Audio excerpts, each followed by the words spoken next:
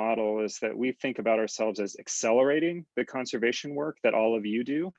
And we do that by fostering dialogue and building consensus, bringing people together who are who might have different viewpoints, and providing them with a new perspective by getting in a small plane and flying over a landscape to see it from a new perspective at the same time. We try to promote informed decision making. A big part of how we do our work is by showing people the reality of what's going on with their own eyes, so that they can make an informed decision, whether it's a policy decision or a decision of whether to support a project financially or not. If people see things with their own eyes, they will make good decisions. And then we also improve the efficiency and effectiveness of the work of our partners. Esther will talk about examples of how we've worked with land trusts to do their work much faster than they could have done it on the ground. And a lot of surveys and data gathering we can do much quicker from the air than you can from the ground. So one thing that I think is really important is to think about that LightHawk can help you in all aspects of your work. You know, there's every part of your organization can be helped with LightHawk. And we think about that as in the program side, the fundraising side, and then the communications, which supports both program and fundraising. And so in the program side, we can get people in the air to see things, to change their minds in we call our hearts and minds flights. We can gather data, whether it's conservation easement monitoring or finding injured California condors. We can help with that. We can also, when getting people in the air, you can find linkages of things that weren't apparent on a map. And so we can help to actually develop new strategies. We've had numerous partners say, wow, we saw something that we didn't know was connected. And it really was. And so we're changing our strategy. On the fundraising side, one of the main things that Esther will talk more about is fundraising and getting major donors in the air to see things with their own eyes and have a very unique experience with your organization. And so those things can be extremely powerful. And so, raising money around land acquisition or other project can be very powerful by seeing that project from a unique perspective.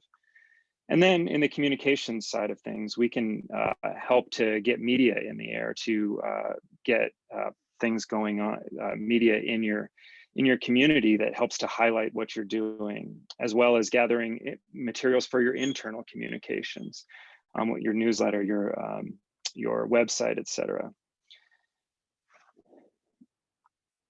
And I'm going to pass it to Esther to give some specific examples. Thank you, Ryan.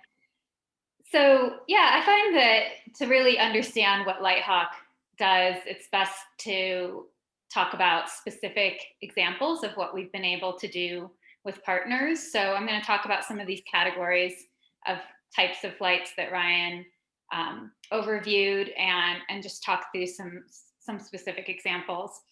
So the first category I'm going to talk about are hearts and minds flights.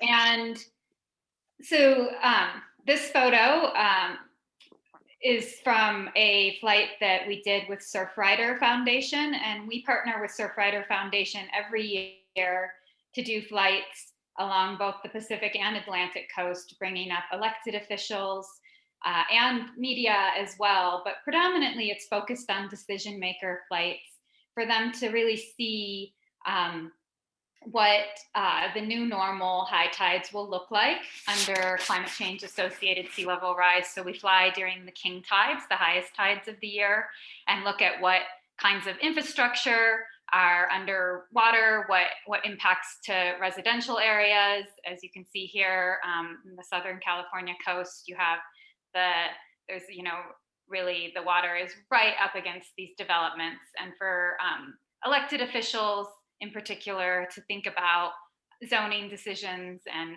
other really important decisions that are coming down the pipeline. So we also a lot of these flights are really focused on fostering collaboration, and that's something that I'm very passionate about in my work at LightHawk, and have seen amazing sorts of openings in collaboration through working with LightHawk and with various groups. This is sort of an older example, but such a really wonderful example that I decided to share it with you guys today. So at the time of these flights, water rights in the Klamath River Basin were hotly contested. I'm sure all of you have heard about this issue, and various stakeholders weren't even speaking to each other. In this photo, you see a farmer, a rancher, a fish biologist from one of the tribes, and a representative of Pacificorp, which was the owner of the dams in the Klamath Basin.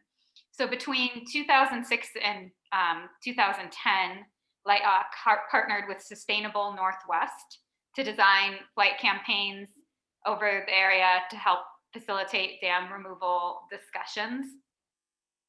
And after this series of flights, the parties had kind of had this shared experience and had some more common ground, and were able to sit down to discuss water sharing arrangements. And eventually, those discussions led to the 2010 dam removal agreement in the Klamath Basin. So this was a really wonderful example of how we were able to help advance the collaboration and bringing folks together in these shared experiences in small aircraft to start to work towards some sort of shared goal. So another project that LightHawk has been involved in for a long time is around salmon recovery in the Pacific Northwest.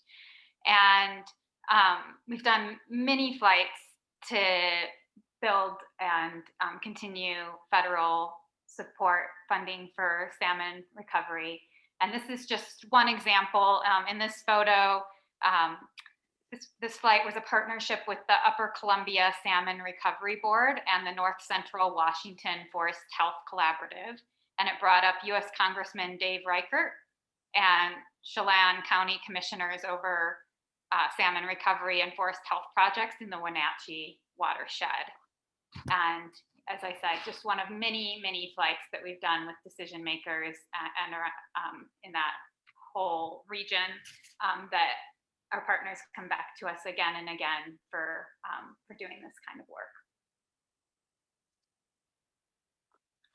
So this is a more recent flight, actually one of the last flights that we did before with passengers before the pandemic, with human passengers before the pandemic. This was a series of flights over the Salton Sea, and we did these in partnership with some local environmental justice organizations, as well as with National Audubon Society. And they were to bring up members of the California Air Resource Board. And so you'll see here a picture of a couple of those board members, along with Frank Ruiz, who directs the Salton Sea program at National Audubon Society. And I'll read this quote from the Chief Counsel of the California Air Resource Board. "Although I am familiar with the air and water problems in the Salton Sea from previous work, it was a unique perspective to see an aerial juxtaposition of playa, water, beef feedlots, water inflow, and population concentrations." So these flights took place before a meeting around approving some funds for local restoration projects in the region that were approved after the aerial tour. And so that was just a really great example of being able to help move forward recovery in the Salton Sea. And this other photo is actually from a media flight that resulted in a story on the Weather Channel about Salton Sea recovery. So the next category of flights I'm going to talk about are science and monitoring flights. And, we do science and monitoring flights with a whole variety of partners, but one of our most significant areas of work in science and monitoring is with land trusts. So I'm going to dive in a little bit around land trusts as an example of the science and monitoring work that LightHawk does. And so just for example, since 2018, LightHawk has helped monitor over 500,000 acres and increase the capacity and effectiveness of 45 land trusts across 18 states. We've done over 150 missions, which is what we call our flights at LightHawk with land trusts in the past 5 years. And here's a very specific example of a land trust flight that we did with Aspen Valley Land Trust, where we monitored 52 easements within 5 hours of aerial monitoring, and that saved them about 26 days of on the ground monitoring. Typically, our land trust partners do aerial monitoring with us every other year, and then they're on the ground in the interim years.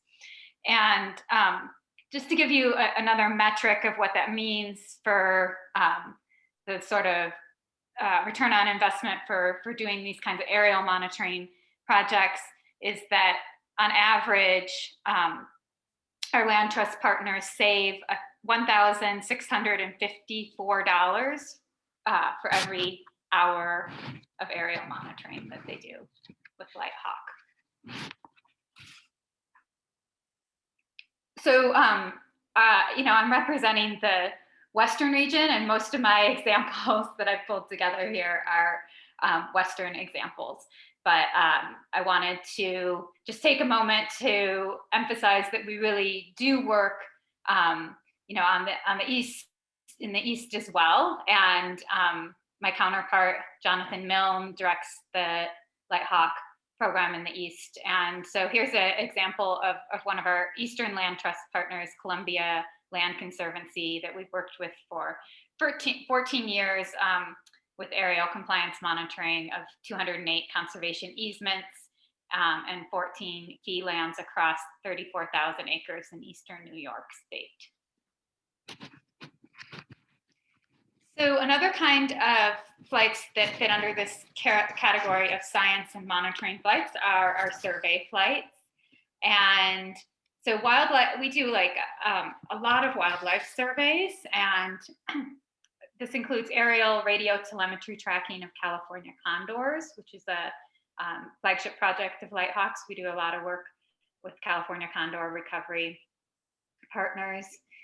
Some examples of wildlife surveys that are actively happening right now this spring we're doing some Baja shorebird surveys with National Audubon Society and Pro-Natura Noroeste, and those are going on throughout this spring. We're also doing golden eagle nest surveys with the Navajo Nation and right whale surveys in the East Coast. We also have over 10 years of doing California Marine Protected Area monitoring, looking at fishing pressure inside and outside of the protected area system.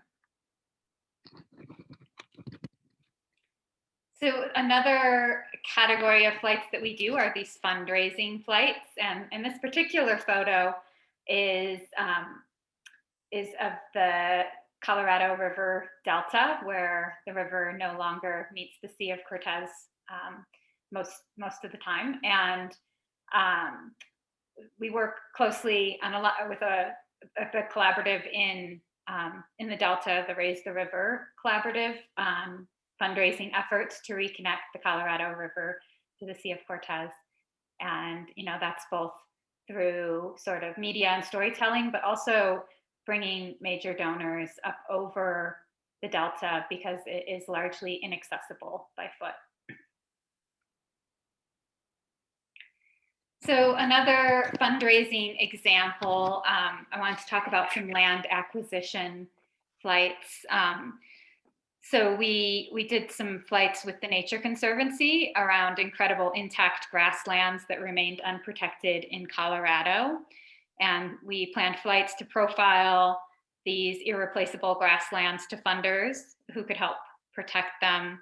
And the flights showed funders the value of this forgotten landscape, and TNC funders sort of realized the importance of protecting this ecosystem through a variety of experiences, including, importantly, and noted by the donors, the flights that they were able to do with LightHawk, and guided by Nature Conservancy experts. And this resulted in a $1.5 million investment for land acquisition in Southeast Colorado. Another fundraising flight example is a flight we did with a major donor for the Everglades Foundation, Martha Stewart. And I want to emphasize here that you don't need to have celebrity donors to do these kinds of flights with LightHawk. We fly with all kinds of major donors, and sort of the level of giving really varies depending on the organization, whatever is considered a major donor for your organization. I'm using this example because this photo is publicly available, and Martha Stewart put it on her blog and okayed us to share it. And typically major donor flights are confidential and we don't share those images. So that's why I'm featuring this particular flight.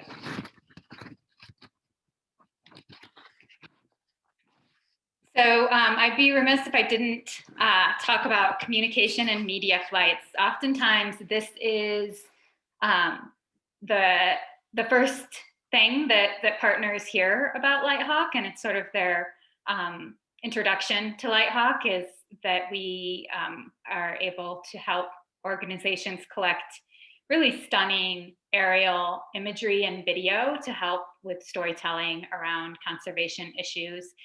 And as Ryan mentioned, that can be both external, working with journalists. We've flown National Geographic, Harper's Magazine, PBS, documentary teams, sort of, local television stations, whole variety of media representatives to help with sort of elevating the storytelling by collecting this imagery, but also to help inform the storytelling, so that for any flight that we bring up media on, we always bring local experts up to talk to the journalist about what they're seeing and to help inform that storytelling.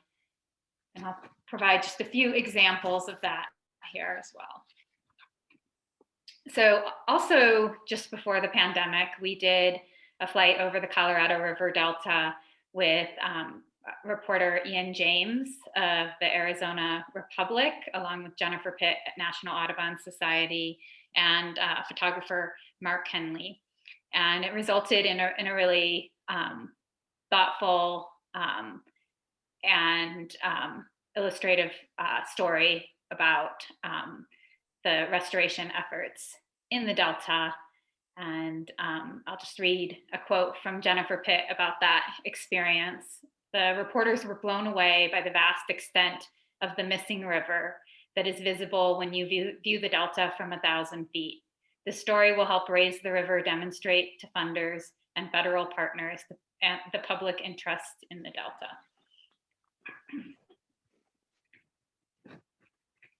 So one of the things we do for internal media is a lot of collecting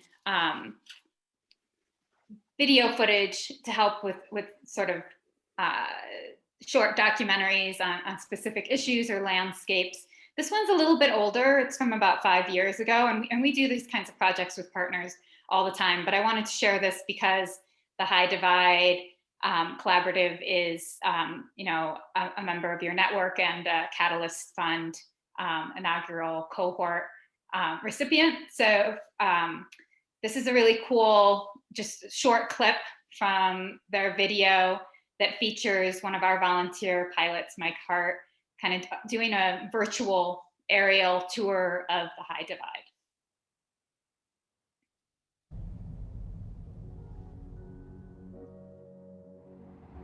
1155 observation, dew point 08, altimeter 29904. 1-2 via Alpha, 79 Charlie.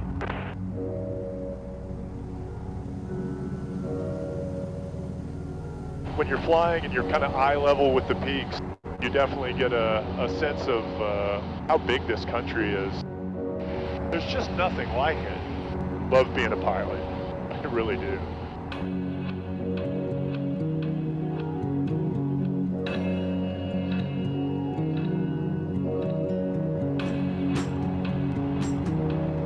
It's rare that the word awesome is not enough, where it's an understatement. When you're in this country, it's breathtaking. You just can trace the snake of the spine of the High Divide all the way connecting the greater Yellowstone ecosystem to the Frank Church Wilderness area. Where the connections occurs, the valleys, the ranch lands, the valley floors that connect each of the mountain ranges, so critical for wildlife migration up and down the divide. One of the last remaining areas of that kind of openness is in this part of the world, this deep part of the West. This is what it looked like when Lewis and Clark came through.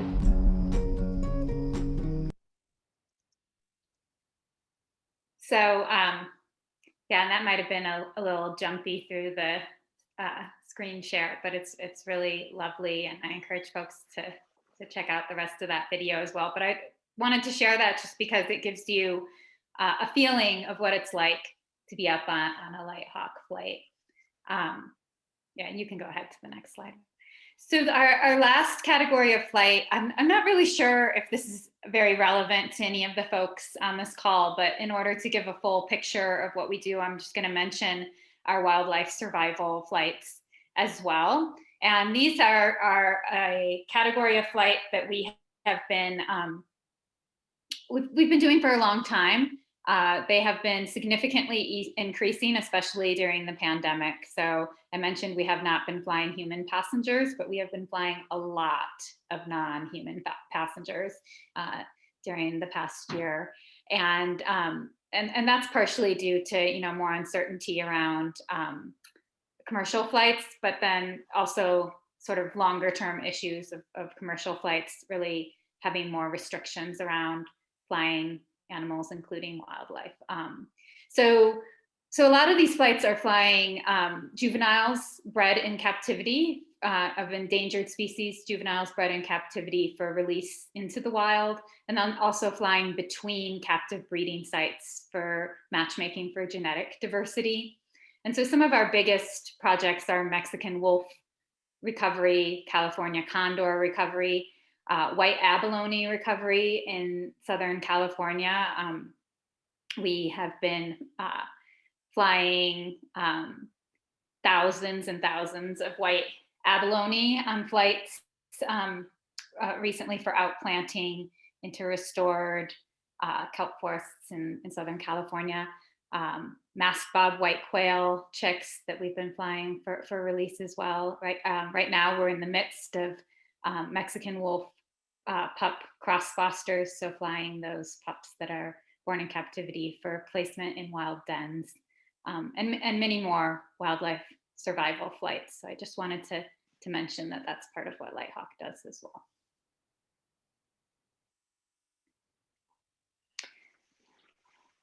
So we always have lots of questions at most of the presentations we give. So we definitely wanted to leave plenty of time for questions. So Laramie, however you want to do the question answers, we are ready for that now. Thanks, you guys. This is such cool information. What you guys do is amazing. Yeah, so the options for asking questions are, right, you can post them in the chat, or there's also this Q&A function on Zoom that you can use and type them into, or we're gonna try also, if you guys want to ask your question verbally, you can raise your hand using that option at the bottom of your Zoom screen, and I can unmute you and you can ask your question. So I'll probably, if we have people doing that, I'll probably alternate between written questions and people wanting to ask them real time. So I'm gonna start with one. Ernest asks, sometimes it's best to view at a relatively low elevation. Do you all fly helicopters? We have a few helicopters, but they are very few and far between. You know, we have found that almost anything that you can do from a helicopter, you can do from a fixed wing aircraft if it's the right kind of fixed wing aircraft.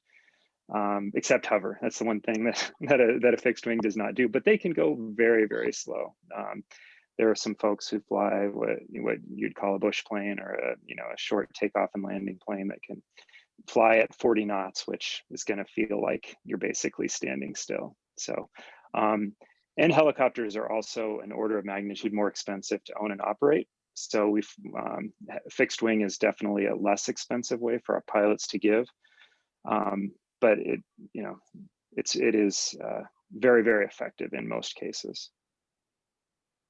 I had the same question when I came to LightHawk as a partner. My first flight was in a helicopter, and afterwards I only wanted a helicopter flight. But I was quickly turned to the other side and said, no, we can really do almost everything you want to do.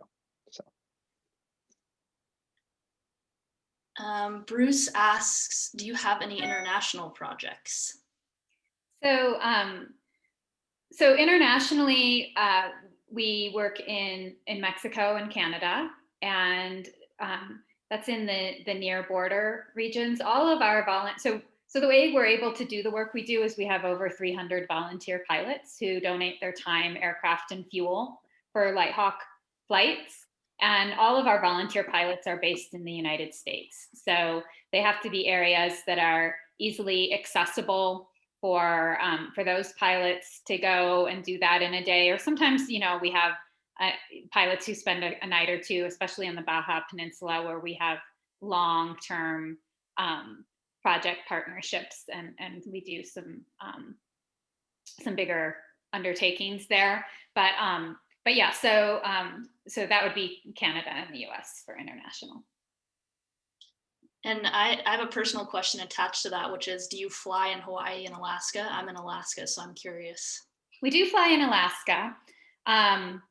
We don't have as many pilots. It seems like in Alaska, everybody's got a brother or an uncle who's a pilot, right? So in some ways it's not as needed, but we do have, some projects and partnerships where it's been helpful, and we have some pilots who, love flying in Alaska, and some of them just live there part of the year. So sometimes they can only do it at certain times of year, but yes, we do fly in Alaska. Hawaii, no. Hawaii is really challenging for a whole variety of reasons. Part of it's just the climate is very destructive on planes, and there's not really the general aviation community there to support flights there. We do some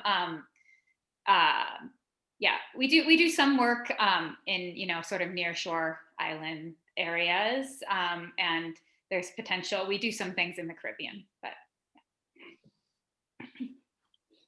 there's a question here about plane safety and maintenance. So how do you ensure, because you have these volunteer pilots, they're not, I imagine the fleet isn't all under like LightHawk's care. So what's involved with that and checking in on those sorts of things?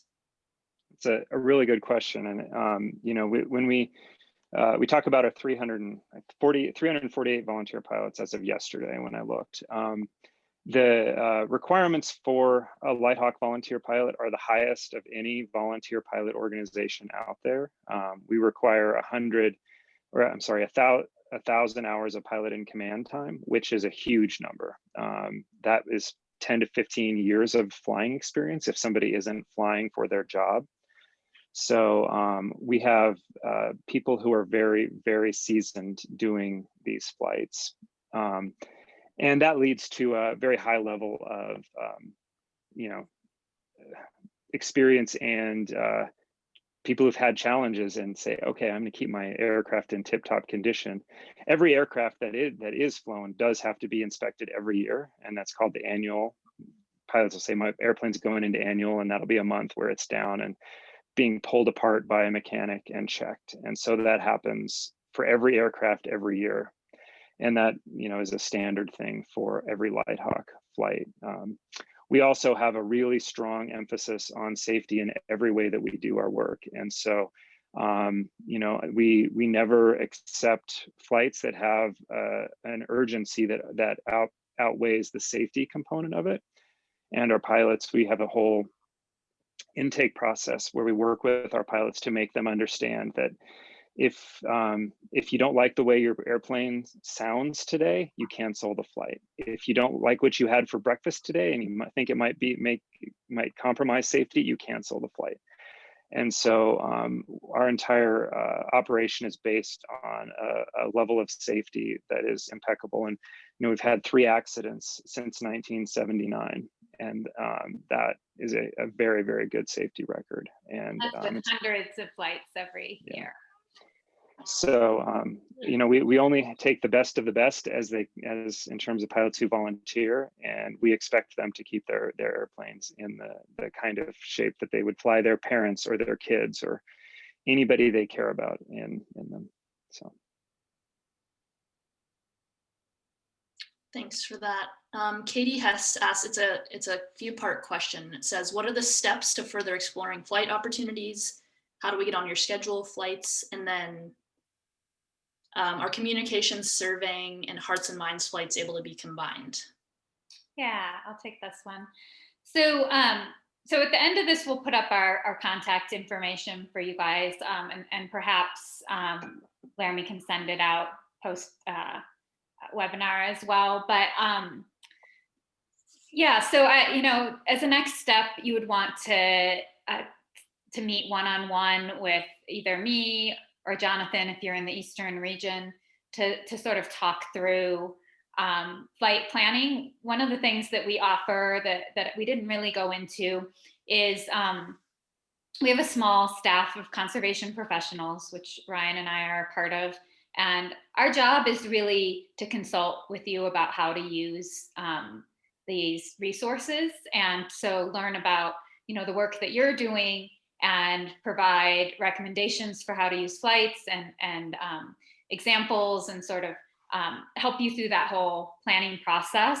And, you know, in a lot of cases, that's going to include doing an orientation and planning flight where you kind of go up and when you're not in the hot seat in front of a donor or, you know, a senator or representative or whatever, and you kind of plan how you're going to do it, how you're going to run your tour and get a better idea of what you can see well from the air. And so yeah, so we would work with you on all of those pieces, and then we can talk through, you know, the logistics of putting in your flight request, and then we post it to a mission board, and our pilots sort of indicate if they're interested and available, and we make the best match based on who's located near you and has the right kind of aircraft and all of that. And then we handle all those logistics. As far as combining flights, typically we advise against it because we would rather you ask for the flights you need, and we'll let you know if there are capacity issues. A lot of times partners are reticent to ask for too much, and in the reality, you know, depending on your location, there's a lot of places in the US where we have more pilots wanting to fly than we have requests, you know. So so that's, don't really limit yourself by that. It's better to really design the flight specifically for what you're trying to do. Like you don't ever want to do, for example, photography flights or survey and monitoring flights that you're also trying to use as, you know, hearts and minds or fundraising, because that's, you know, a lot of banking and flying that's not particularly comfortable, and you may end up with airsick donors or that sort of thing. So there are times when it makes sense to combine, you know, different kinds of flights, but most of the time we would just plan them, especially for what you're trying to achieve with that particular flight. And on that note, sort of, there's a question here about, do you have planes that are equipped to do high quality videography, camera mount systems type capability, for example? So we have a huge variety of aircraft. You know, most of the time that is going to be on the partner to supply, you know, if you have a professional videographer or photographer who's either donating their services or you're paying them, you know, they'll have their equipment that they take up on our flight. You know, sometimes, I mean, we do have some photographers who get in touch with us about wanting to donate their services, and we can make those matches sometimes. We also do have some pilots who have really incredible equipment built into the belly of their plane, but that's sort of like the exception rather than the rule. It's really going to depend on where you're located. We have had we've been doing a ton of mounted GoPro flights during the pandemic.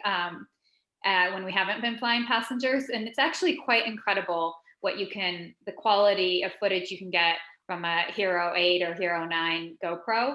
And so for a lot of things, even for, short documentaries, we've been collecting a lot of that video, and it's been very usable for videography partners.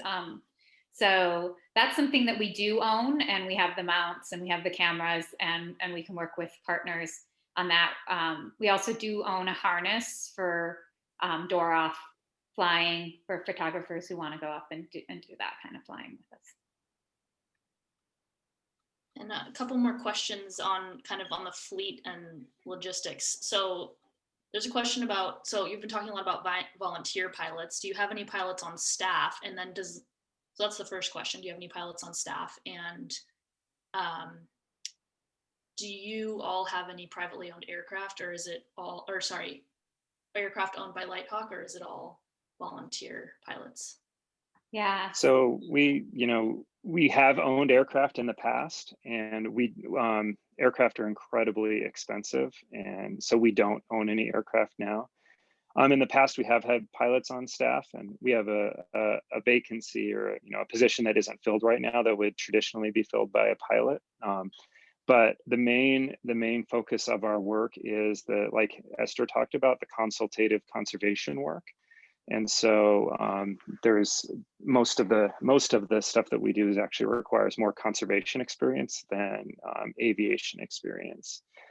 So we find that by not owning aircraft and by using the volunteer model, that allows us to have potentially 348 flights going every day of the year, as opposed to one aircraft that would move around and do things. So, and we also have with the 348 volunteer pilots, we can have a twin engine jet all the way down to a single engine, single seat aircraft that can fly at super low and super slow. So everywhere in between, and that gives us a lot more power to do more for conservation than owning aircraft can. And on that note, there's a question here from Daniel that says, and you guys touched on this in your presentation, but expanding on that. So this says, seems like airborne observations would supplement and help direct efforts on the ground. Lots of communication and collaboration for sure. Can you elaborate? Yeah. So yeah, I mean, it depends in sort of what kind of sphere you're talking about. But for example, we do a lot of flights for, sighting and monitoring restoration. And so obviously that's going up every so often to document from the air improvements, but that's informing the work on the ground. Sometimes our flights are used as, when we're looking at aerial education and engagement tours, those hearts and minds flights, the flights provide an opportunity for seeing, the interconnected landscape, to be able to see things at the watershed scale, to see how an upland forest is connected to, water quality in an urban center or that sort of thing. And then, you may also land and do a ground component of that tour as well. So there's all sorts of intersections for informing land use planning, for storytelling, what have you. Yeah. And on that note, do you all have the capacity? So I think there are a lot of conservation organizations interested in this work. That's why we're having this conversation. Do you help people brainstorm sometimes what they might want and need? In other words, do folks need to come to you with, we want to do this, this is the type of flight we want, or do you guys have the capacity, interest, ability to help people formulate kind of what they would use LightHawk for. Yeah, I think that we love it if people have some thoughts, but we also don't want to put a barrier up. And you know, we in a way we say, tell us what you're trying to accomplish, and we will help you to design flights to do that. You know, if you want to protect this ranch, or if you want to remove a dam on this river, or you know, that, you know, what is it that you hope to accomplish? What is your outcome that you're trying to get to? And then Esther and Jonathan, they're basically, their job description is figure out how to make that happen by using airplanes. That's essentially the role that they play as a consultant. Great. We'll probably wrap up here in a couple of minutes. If you guys want to put up your contact info, I think that would be great, so people know how to reach out to you. Yeah. One more question. Go ahead, Esther. Oh, I was just going to say, I also just wanted to emphasize, and I think Ryan mentioned this, but I did want to emphasize to everybody that there's no fee for service arm of LightHawk, that, you know, there's no cost to partners for engaging with us in these partnerships. You know, if we are looking at building longer term projects that involve ongoing flights, we will talk with partners about co-funding opportunities and that kind of thing, and work with you on that. But I want everybody to know that, you know, these are it's not something that you're going to come here and pay for doing these flights. Pretty incredible. And there's just one last question here, I think, reiterating what states you cover. And I heard every state except for Hawaii is kind of what I heard. Is that correct? Well, we have Mostly. We have a sister organization that flies in the southeast of the country, and that's a group called South Wings. And so everywhere except you know, Louisiana through Virginia, you know, southeast states. We do fly in southern, or you know, Orlando and south in Florida, but and then we have different places where there are higher concentrations of pilots than others. But you know, we accept requests from everywhere, and if you do request a flight in South Carolina, we would refer you to South Wings as our sister organization operating there. So we can do conservation flying anywhere except Hawaii. It just might not be us exactly. This has been really wonderful. That's the end of the questions I have for you guys today. Really appreciate you being here and sharing this information about this incredible work you guys are doing. And thanks so much. I'll make sure to send out the recording to folks and your contact information. And thanks again. Absolutely. And I hope to hear from some of the folks attending this webinar soon and explore ideas with you. I love having those conversations and figuring out how we can help advance conservation together. Thanks so much to you both, and I hope everyone has a great day. Thanks for joining us.